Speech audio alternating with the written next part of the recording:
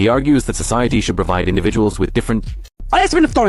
In other words, everyone should have the opportunity to explore various possible lifestyles and interpersonal relationship patterns in order to ultimately find the path that suits them best.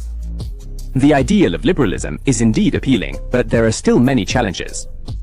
Where should the line be drawn between genuinely harmful behavior and merely unpleasant or unwelcome behavior? How harmful does an action need to be before it becomes something the state can legitimately prohibit? After all, any of our actions could potentially cause harm to others to some extent. So, does the state have the right to prohibit individuals from allowing themselves to be harmed, such as requiring citizens to offer assistance when others are in danger?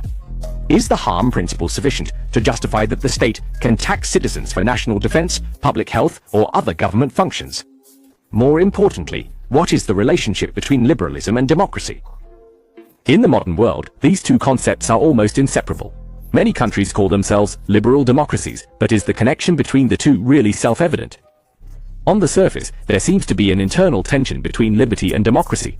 The majority can decide to limit individual freedom through voting, which seems to violate the harm principle. Neil himself keenly perceived this risk.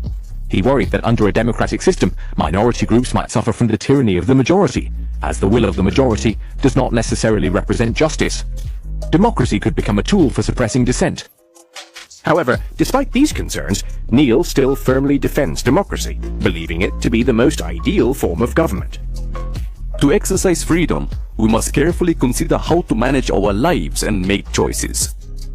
Neil believes that no form of government allows us to do this better than democracy. Finally, what do you in front of the screen think?